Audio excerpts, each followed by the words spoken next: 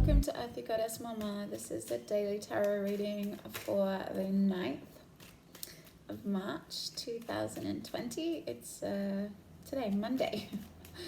I have the Radiant Rider-Waite Tarot today, and we'll just see what wants to come through.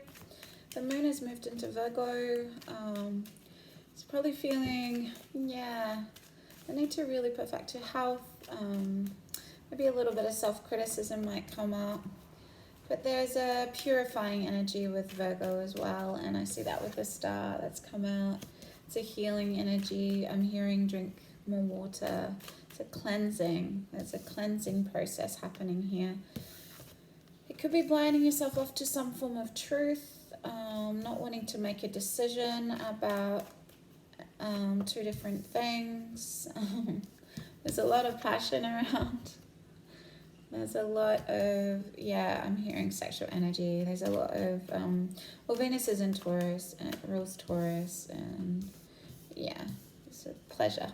There's a lot of pleasure around, but there's also pleasure-seeking, desire, fire with, the sun's going to be moving into Aries really soon, very soon. You have the Eight of Pentacles here, working on your craft, like I was talking about the other day, just working on your goals. 2 8s here. 8s are to do with power. So walking away from what doesn't emotionally fulfill you and using that energy to work on your skills, your goals, your craft. Leaving behind. Again, we've got this leaving behind. What are you What are you turning away from? What are you not wanting to see? We have 8 swords here. So the 8 of swords is, that self-sabotage. The 6 of swords, you're turning away from those old painful stories, but there's something that you're not wanting to look at here. And perhaps doing a cleanse, I'm hearing. Maybe, not putting all your energy into desire seeking, into pleasure. Like really, going deep within yourself. I'm hearing choosing service over lust.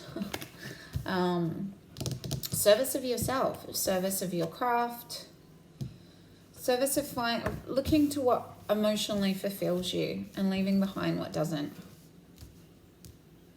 There's nothing wrong with, desire.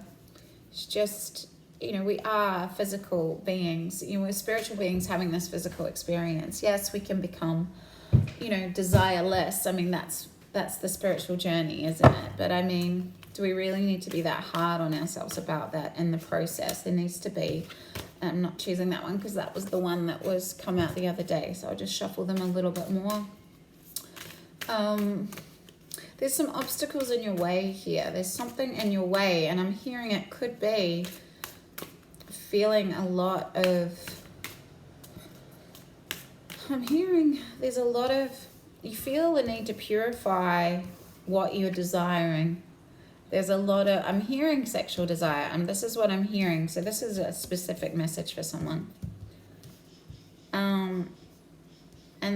With that Virgo, it's kind of a chaste energy. Sorry, Virgos. I mean, I have a lot of Virgo in my chart, and I'm hardly chaste, but there is that kind of purity that it was the virgin. So it's like, finding the balance between, being completely lustful and, trying to meet all of your sexual desires to being the opposite to that. So the middle path, finding, oh wow, so this card really wanted to come through. Hope again. This is what came through last week when I used this deck. So, wow. So it did come through before, and I just thought I hadn't shuffled it enough. So again, it's the spirit world wanting to connect with you, wanting to, if you're at a low point, if you're feeling like there's a lot of heartache and a lot of grief and a lot of indecision and a lot of turning away from these old stories, old ways of being, and maybe, I'm hearing a lot of time has been spent and meeting your every desire. But now you're realizing you want to put more energy into service of yourself, into purification, into healing.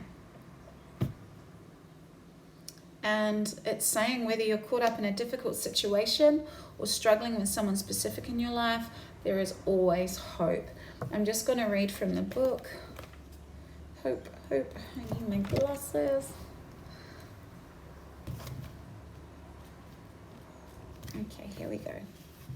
I mean, if you heard the message last week, it was, we got this card last week. So Spirit has brought this card to the forefront for a reason. Even though there's a fine line between despair and hope, this card is validation that hope is always there. It's always inside you, and you have the free will to tap into its positive effects at any time. Hope provides a positive mindset to believe, to instill a sense of inner confidence, and to know there's a happy and satisfactory outcome to any given situation. Use this card as a mirror to see yourself for all that you are, all the good things, the beauty you bring to the world, the love you offer, and the encouragement you give to others. Believe in yourself and know that you can overcome any situation. Hope will be your source of energy in all your achievements, so start trusting your instincts to see your life differently.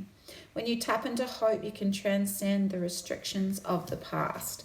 You can transcend these old patterns and old stories, and you can leave behind anything that's not emotionally fulfilling you. But first, you really need to be honest with yourself. You need to take off the blindfold and really have the courage to sit with yourself. And then when you do, really sit with the uncomfort of what comes up. Because sometimes that's the hardest thing, is to really, really be honest with ourselves.